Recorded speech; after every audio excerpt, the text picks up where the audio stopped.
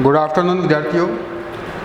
तो देखिए BSc part second में कुकुरबिटेसी हम पढ़ रहे हैं और एंड्रोशियम हमने कर लिया था। आज हम जानेंगे गाइनोशियम के बारे में। गाइनोशियम कैसा होता है, फिर हम इसका एक प्लांट जो है मेंबर वो पढ़ेंगे। तो गाइनोशियम जायांग जो है वो केवल मादा पुष्प में होता है। ठीक है, पहली बात तो ये ओनली इन फीमेल फ्लावर। ठीक है, ओनली इन फीमेल फ्लावर में होता है ये। ठीक है, अगर नर पुष्प में अगर होगा तो ये बंदे होता है, जिसे हम पिस्टिलोड कहते हैं। ये कैसा होता है, ट्राइकार्पिलेरी, सिनकार्पस, यूनिलोकुलर और पैराइटल प्लेसेंटेशन इसके अंदर पाया जाता है। इसकी मुख्य बातें क्या है कि देखिए, एक तो ट्राइकार्पिलेरी होता है, 3 अंडपी होता है। सिनकार्पस होता है यानी संयुक्त अंडपी होता है। ठीक है, ट्राइकार्पिलेरी 3 अंडपी, सिनकार्पस संयुक्त अंडपी, यूनिलोकुलर होता है। ठीक है, यूनिलोकुलर होता है, ये याद रखना है। यहाँ पर आपको भ्रमित नहीं होना है, क्योंकि 3 अंडपी अवस्था है तो कुछ बच्चे ये सोच लेते हैं 3 अंडपी है तो ट्राइलोकुलर होना चाहिए, ये यूनिलोकुलर क्यों है। ठीक है, और भित्तीय पैराइटल प्लेसेंटेशन पाया जाता है। ठीक है, पैराइटल प्लेसेंटेशन भित्तीय बीजांड विन्यास इनके अंदर देखने को मिलता है। ठीक है, इन्फीरियर ओवरी होती है, इन्फीरियर ओवरी होती है। ठीक है, इन्फीरियर ओवरी में क्या हो जाता है, एपिगाइनस हो जाता है पुष्प। तो इस प्रकार से इन्फीरियर ओवरी इनके अंदर पाई जाती है। अब देखिए, कुछ ऐसे पादप हैं जिनके अंदर केवल एक ही बीजांड होता है। मोनोकार्पिलेरी अवस्था भी पाई जाती है। तो मोनोकार्पिलेरी अवस्था जो है वो किस में पाई जाती है, सीचियम में पाई जाती है।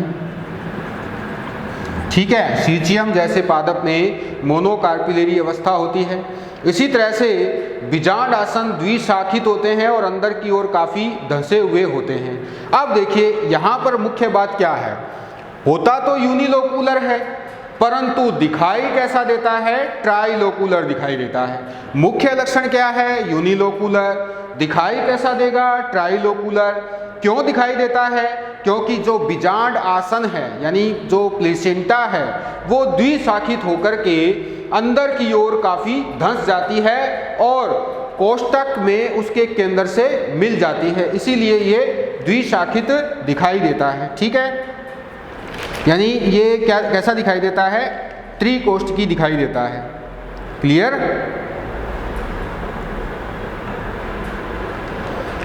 देखें, हम इसको समझेंगे। जैसे मान लो ये एक कोष्ठक हमने बना लिया। ठीक है, अब देखिए हम क्या कर रहे हैं, ट्राई अंडपी अवस्था है और बीजांड आसन कैसा हो जाता है। सबसे पहली बात कि इसके अंदर क्या है, भित्तीय बीजांड विन्यास है। ठीक है, कैसा बीजांड विन्यास है, भित्तीय बीजांड विन्यास है। ध्यान से देखना है, भित्तीय बीजांड विन्यास है और भित्तीय बीजांड विन्यास में किस तरह से बीजांड लगे होते हैं, किस तरह से बीजांड आसन द्विशाखित होगा, किस तरह से यूनिलोकुलर अवस्था ट्राइलोकुलर में कन्वर्ट हो जाती है। ठीक है, हम अभी देखेंगे कैसे होती हैं, वो देख लेते हैं। सबसे पहली बात कि भित्ति पर लगे हुए हैं, बीजांड कहाँ लगे हुए हैं, भित्ति पर लगे हुए हैं। ठीक है, तो देखिए इसके अंदर ये हमने पहली अवस्था इसकी बना ली। ठीक है, ये हो गई दूसरी बीजांड आसन, ये दूसरा बीजांड आसन हो गया और ये हो गया तीसरा बीजांड आसन। ठीक है, पहली बात तो ये। अब ये कैसे हो जाएंगी, शाखा हो जाएंगी, इनकी शाखा में कन्वर्ट हो जाता है, यानी कि ये आगे जाकर के इस तरह से ये शाखान्वित हो जाएगा।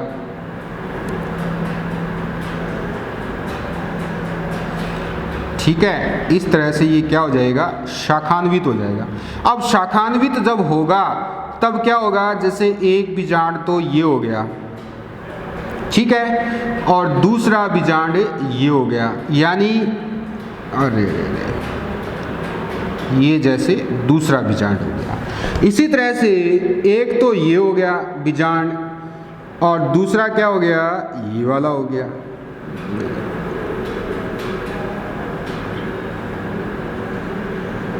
ठीक है, और इसी प्रकार से जब तीसरा होगा तो देखिए शाखन होकर के एक तो ये हो गया और दूसरा ये हो गया। थोड़ा सा इसको यहाँ पे डायग्राम में गड़बड़ हो गई, बड़ा छोटा हो गया।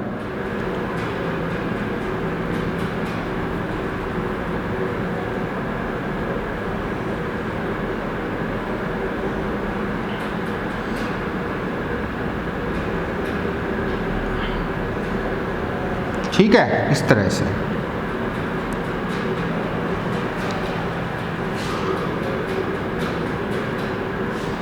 अब देखिए ये त्रिअंडपीय अवस्था है, क्लियर।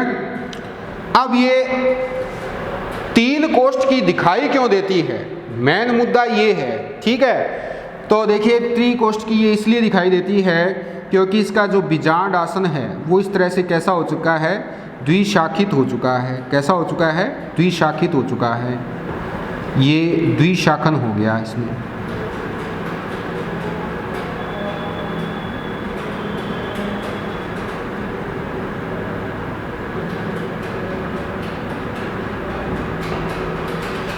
तो एक बार तो कोष्ठक ये हो गया, इधर से देखें तो हम, ठीक है। दूसरा इधर से ये भी कैसा हो रहा है, ये भी द्विशाखित हो रहा है।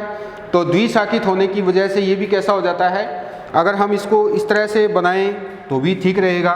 देखिए हम इसको थोड़ा सा सुधार कर लेते हैं इसमें, ताकि अच्छी तरह से समझ में आ जाए। समझ में आना ज़रूरी है, चाहे हमें 4 बार बनाना पड़े इसको।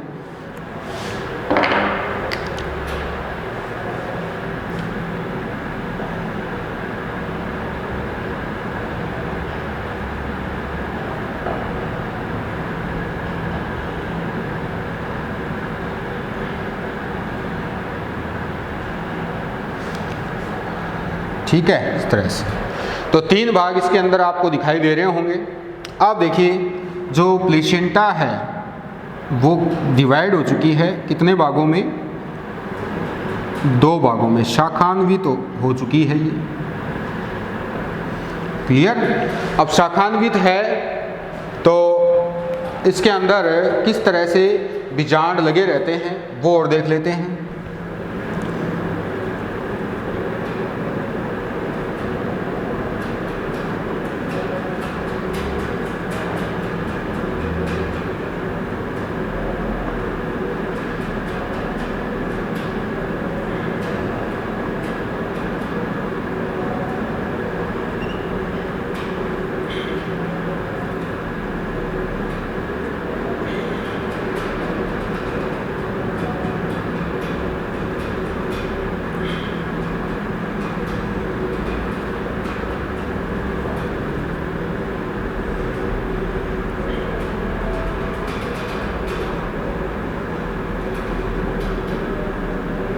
ये बड़ा छोटा हो जाता है, इसमें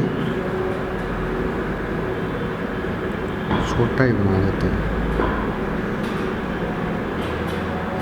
तो अब आप देख सकते हैं कि ये जो प्लेसेंटा है ये इस तरह से डिवाइड हो चुकी हैं। तो ये यहाँ तक केंद्र में तीनों मिलती हैं, ठीक है। ये यहाँ पर क्या है, तीनों कहाँ पर मिल रही हैं, ये केंद्र में मिल रही हैं। अगर हम इसको थोड़ा सा आगे बढ़ा दें इस तरह से, तो ये कहाँ पर मिल जाती हैं, तीनों जो हैं वो केंद्र में मिल जाती हैं, ठीक है। और तीनों केंद्र में मिलने की वजह से ही ये कैसा हो जाता है, त्रिकोष्ठ की आपको दिखाई दे रहा होगा अब ये, ठीक है। एक कोष्ठक तो ये दिखाई देगा, ये इधर वाला, एक कोष्ठक ये दिखाई देगा और एक कोष्ठक ये दिखाई देगा। तो इस तरह से देखने से ये लगता है कि ये कैसा है, त्रिकोष्ठ की है, परंतु मूल संरचना में ऐसा कैसा है, ये केवल एक कोष्ठ की होता है, ठीक है। अब देखिए आगे बात कर लेते हैं। तो मोनोकार्पिलरी सिचियम में पाया जाता है, और आपको याद रखना है कि पेराइटल प्लेसेंटेशन है। देखिए आप भित्ति पर जुड़े हुए बीजांड है। प्लेसेंटा कहाँ से निकली हुई है, भित्ति से निकली हुई है। फिर आगे जाकर के ये 2 शाखाओं में बढ़ जाती है और फिर इस तरह से बीजांड को अलग कर देती है। इस तरह से ये द्विशाखित हो जाती है।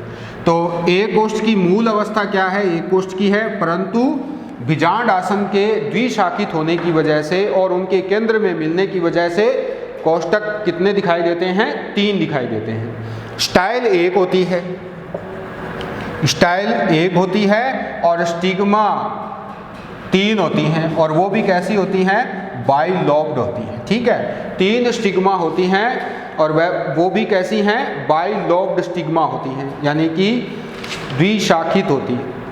3 द्विशाखित वर्तिकाग्र उसके ऊपर पाए जाते हैं। आगे चलते हैं फ्रूट में। फ्रूट इनमें पीपो होता है। मोस्ट इंपॉर्टेंट वाइवा का क्वेश्चन है, कुकुरबिटेसी में फ्रूट कैसा होता है? पीपो होता है। ठीक है। नॉन एंडोस्पर्मिक बीज पाए जाते हैं। अभ्रूणपोषी बीज होते हैं। पुष्प वायु या कीट परागित होते हैं, यानी पराग कणों का परागण कैसे होता है? कीटों द्वारा होता है। अब इसका पुष्प सूत्र देख लेते हैं कैसा होता है नर पुष्प और मादा पुष्प का।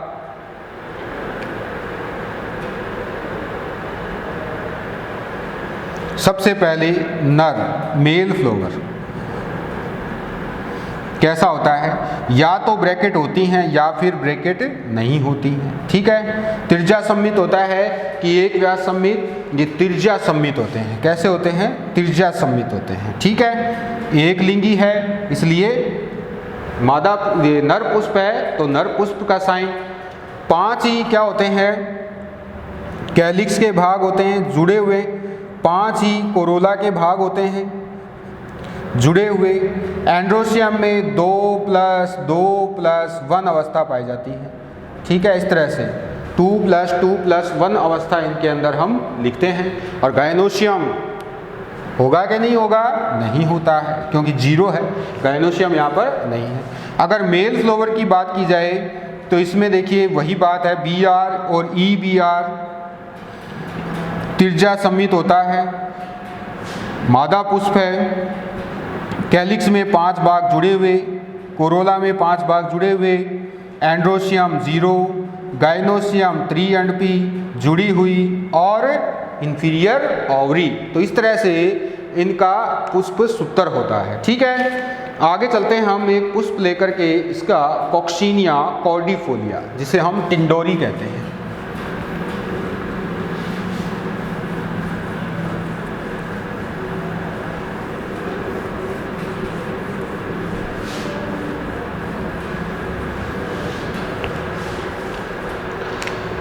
तो देखिए टिंडोरी कैसा होता है? कॉक्सीनिया कॉर्डिफोलिया।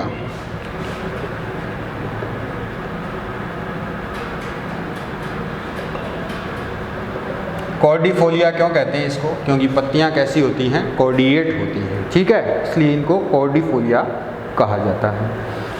देखिए इसमें क्या है, सबसे पहली बात तो इसे ईवी गार्ड कहते हैं। इसका जो सामान्य जो नाम है इनके वो क्या क्या है? इनको शिवलिंगी कहते हैं। क्या कहते हैं? शिवलिंगी। इनको टिंडोरी भी कहते हैं, इनको ईवी गार्ड भी कहते हैं। ठीक है। ये इसके सामान्य नाम है। हैबिट इसकी कैसी होती है? हैबिट अगर देखें तो हैबिट में आपको याद रखना है ये कैसा होता है? हर्बेशियस होता है, शाकीय पादप है और क्लाइंब करता हुआ होता है। हर्बेशियस और क्लाइंबर होता है। ठीक है। और मोनोशियस होता है, यानी द्विलिंगी होता है। ठीक है। मोनोशियस का मतलब, द्विलिंगाश्रयी का मतलब यही है कि एक ही पादप पर नर और मादा पुष्प दोनों होते हैं। ठीक है। अलग अलग। ठीक है। एक ही लता पर विद्यमान हो सकते हैं, ये भी बात है। नर और मादा पुष्प अलग अलग होते हैं लेकिन एक ही शाखा या एक ही लता पर, क्योंकि क्लाइंब करते हुए हैं इसलिए एक ही लता पर होते हैं। ठीक है। ये तो हो गई इसकी हैबिट। जड़ तंत्र, इसमें मूसला जड़ तंत्र पाया जाता है और जो इसकी हैबिट है उसके मुताबिक ही तना होता है। कैंड्रिलर क्लाइंबर होता है, कैंड्रिल बने होते हैं तने पर। उसकी आगे की जो शाखाएं हैं वो प्रतान में बदल जाती हैं। प्रतान शाखित होते हैं, प्रतान खुद क्या है? शाखान्वित होते हैं। और पत्तियों के सामने होते हैं प्रतान। स्तंभ शाखीय हर्बेशियस को रोमिल होता है, हरा और कोणीय होता है। स्तंभ पर रोम पाए जाते हैं और हरा और कोणीय पाया जाता है। अब देखिए कैसा है इसका डायग्राम देख लेते हैं। सबसे पहले इसका जो है प्लांट हैबिट, ये जो है इसकी जड़ें हैं और इस पर पत्तियां सरल होती हैं और अननुपर्णी होती हैं और पामेटली लॉब्ड होती हैं। कैसी होती हैं? अल्टरनेट और पामेटली लॉब्ड होती हैं। ठीक है। देखिए कैसी होती हैं पत्तियां। जैसे ये एक पत्ती है तो इसमें 5 लोब इस तरह से बने होते हैं, ठीक है। इस प्रकार के 5 लोब पत्ती इसके अंदर पाई जाती हैं। आधार से 5 लोब में सिराएं जाती हैं जो आगे क्या बना लेती हैं, मल्टी कोस्टेट रेटिकुलेट वेनेसन बना लेती हैं, ठीक है। मल्टी कोस्टेट रेटिकुलेट वेनेसन इनके अंदर पाया जाता है, ठीक है। तो ये पत्तियां हो गई। पहली बात, पत्ती मैं एक ही बनाऊंगा, ठीक है, दूसरी तीसरी पत्ती नहीं बनानी है। आगे चलते हैं। पुष्प कहाँ पर होता है, एकल कक्षीय होता है। अब जैसे ये यहाँ पर क्या है, पत्ती है और दूसरी पत्ती इसी पर होती है, तो पुष्प यहाँ पर इस तरह से, ये पुष्प की पोजीशन है, ये पुष्प है, ठीक है, ये पुष्प है इसके अंदर, ये इस प्रकार का ये फ्लोवर है, ठीक है। तो एकल कक्षस्थ क्या होता है, इसके अंदर फ्लोवर होता है। ये पत्ती है, लीफ, पामेटली लोब्ड है ये, ठीक है। आगे चलते हैं। प्रतान, प्रतान कहाँ होते हैं, तो प्रतान यहाँ पर इस तरह से होते हैं, ये प्रतान है और प्रतान खुद क्या होते हैं, द्विशाखित होते हैं। इस तरह से अगर यहाँ पर प्रतान है तो ये भी कैसे हैं, ये शाखित हैं, ठीक है। इस तरह से ये द्विशाखित होते हैं। तो ये क्या कहलाएंगे, ये कहलाते हैं टेंड्रिल। अब देखिए टेंड्रिल प्रतान क्यों होते हैं, क्लाइंब करने वाले पादपों में टेंड्रिल इसलिए होते हैं क्योंकि ये शाखा या तने को सहारा प्रदान करते हैं, ठीक है। आगे चलते हैं।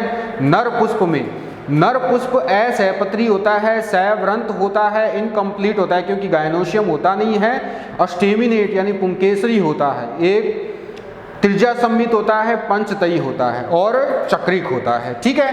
तो देखिए जो मेल फ्लोवर की एलएस है वो किस तरह की होगी, इस तरह से देखें हम,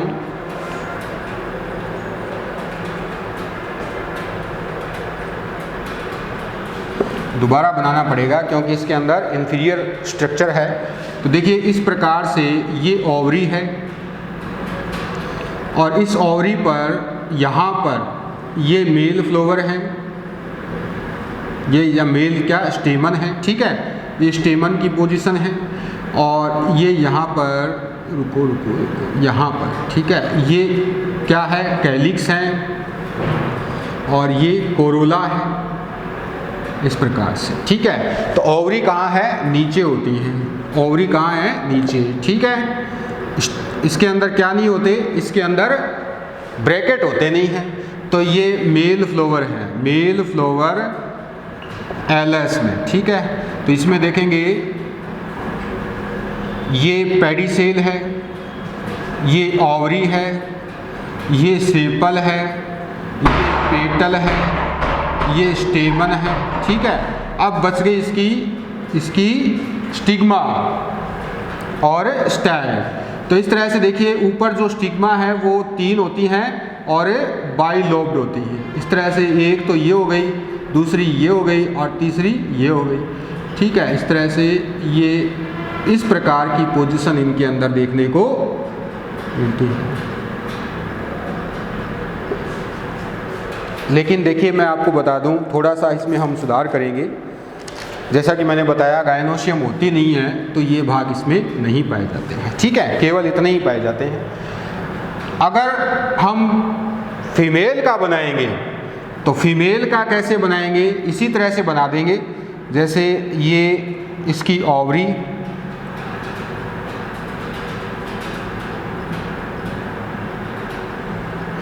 ठीक है, और उसके बाद ओवरी तो आई गई, इसके साथ ये हो गए इसके सेपल और ये इसके क्या हो गए, पीटल और ये आगे स्टिग्मा। यहाँ पर इस तरह से ये 3 लॉब्ड स्टिग्मा होती है, इस तरह से।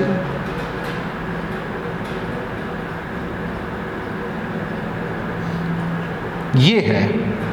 और जो इसका फीमेल फ्लोवर है उसके अंदर भी असहपत्री अवस्था होती है लेकिन सैवरंत होता है, तो ये हो जाता है female flower.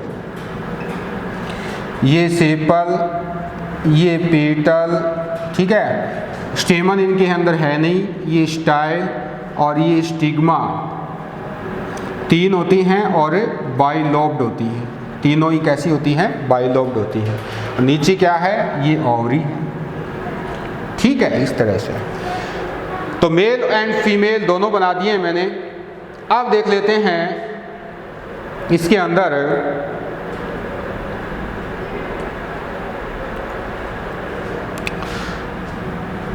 TS of ovary.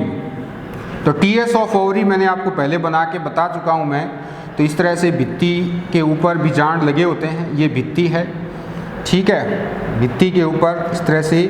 और ये जो बीच में आकर के, यहाँ पर आकर के क्या मिलते हैं, यहाँ पर आकर के मिलते हैं ये दूसरा और ये तीसरा, इस तरह से सेंटर में आकर के ये बीजांड आसन मिल जाते हैं।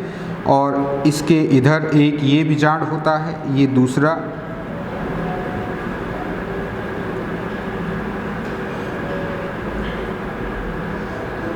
एक तो ये हो गया, थोड़ा सा नीचे और बना लेते हैं। एक तो ये हो गया और इसी तरह से ये दूसरा हो गया, एक ये हो गया और एक ये हो गया। इसी तरह से इधर भी हो जाता है, एक ये हो गया और दूसरा ये हो गया। तो इस तरह से आप देखेंगे कि ये सेंटर में आकर के मिलते हैं तो त्रिकोष्ठ की अवस्था इनके अंदर पाई जाती है। ये ओव्यूल है, मैन होती है एक कोष्ठ की, लेकिन बीजांड आसन के द्विशाखित होने की वजह से ये कैसी हो जाती हैं, त्रिकोष्ठ की हो जाती है। ये लोक्यूल हो गया। अब बना लेते हैं इसका पुष्प चित्र दोनों का, ठीक है। और आपको याद रखना है जो पुमंग है मेल फ्लावर में, वो 5 पुमंग होते हैं, 3 समूहों में होते हैं। यानी 2-2 पुंकेसर तो 2 समूहों में होती हैं और एक पुंकेसर अकेला होता है, और एक कोष्ठ की होते हैं सारे ही। ये आपको याद रखना है, एक कोष्ठ की होते हैं, ठीक है। अब देख लेते हैं इसका पुष्प चित्र। तो पहले हम बना लेते हैं इसका मेल फ्लावर।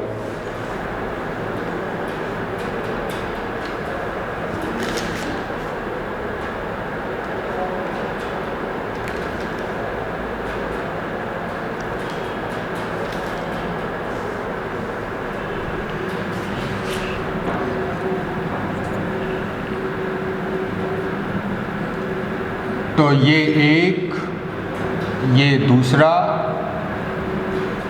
ठीक है, ये तीसरा,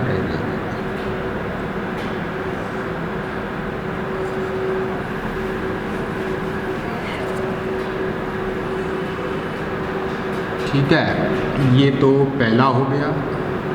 थोड़ा सा इसको और बढ़ा देंगे यहाँ पर, और ये दूसरा हो गया, ठीक है, ये तीसरा हो गया,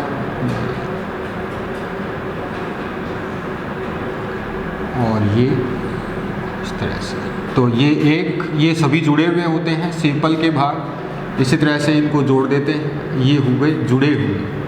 मेल फ्लावर का बना रहे हैं पहले, ठीक है, मेल फ्लावर बन रहा है। और इसका जो कोरोला है वो भी कैसा होता है, सेम फॉर्म में होता है, ठीक है। तो यहाँ पर कट लगा देते हैं इसमें, ये लग गए इसके कट, ठीक है। तो ओड कहाँ हो गया, ओड हो गया एंटीरियर साइड।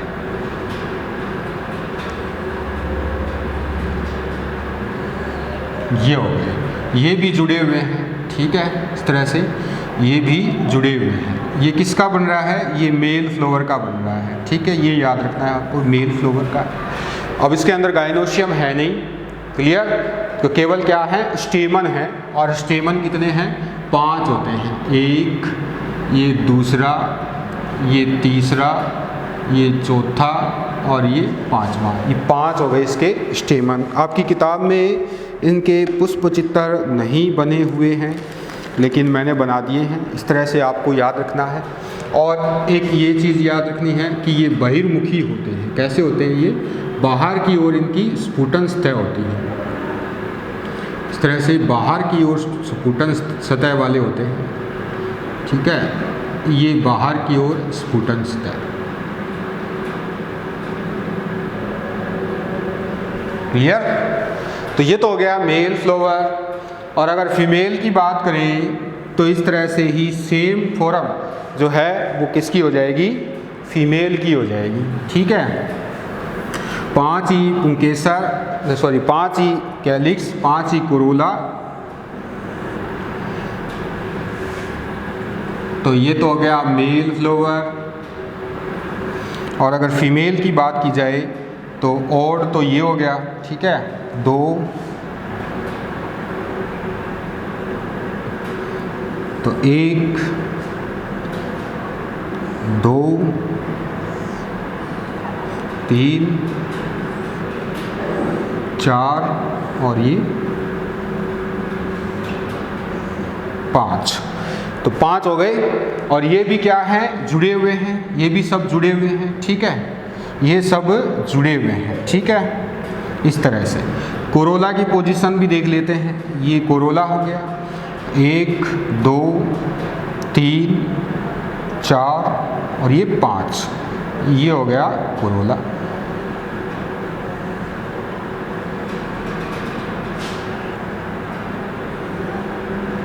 ये भी क्या है, ये सारे भी जुड़े हुए हैं, ठीक है। इस तरह से इनको भी जोड़ लेते हैं।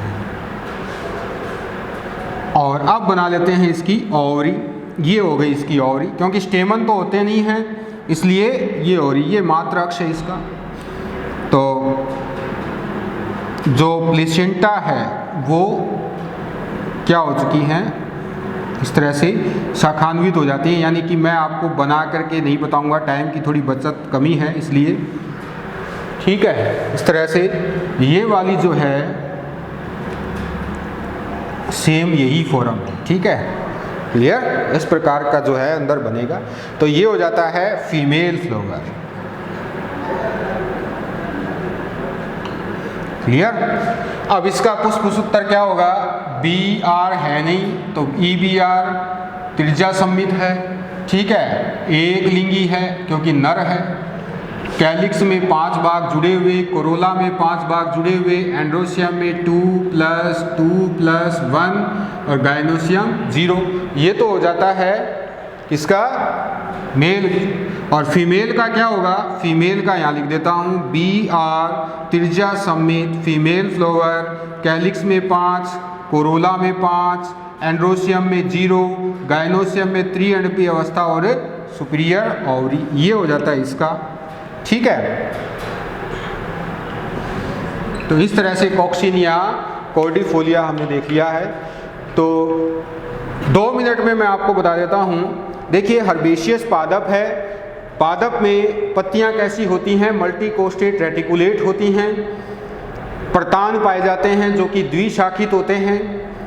पुष्प नर और मादा अलग अलग होते हैं परंतु एक ही लता पर उपस्थित होते हैं, अर्थात मोनोशियस अवस्था पाई जाती है। द्विलिंगाश्रयी पादप होता है, यानी दोनों अलग अलग लिंगों को धारण करने वाला पादप मोनोशियस होता है, और अलग अलग लिंगों को धारण करने वाला पादप नहीं हो तो कैसा हो जाएगा, डायोशियस हो जाता है, ठीक है, एक लिंगी हो जाता है। यानी कि ऐसा पादप जिस पर केवल या तो नर या फिर मादा पुष्प हो तो वो डायोशियस होता है, और अगर दोनों एक ही शाखा या एक ही लता पर है तो मोनोशियस होता है, ठीक है।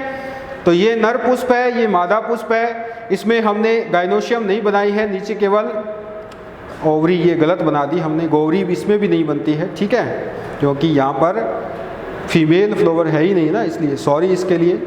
तो केवल इसका जो एक हम ये कह सकते हैं अवशेष यहाँ पर जरूर बनेगा, जो कि पुष्प को क्या देना होता है, एक शेप देनी होती है, इसलिए बाकी इसमें ओवरी नहीं होती है, लेकिन यहाँ पर होती है, ठीक है।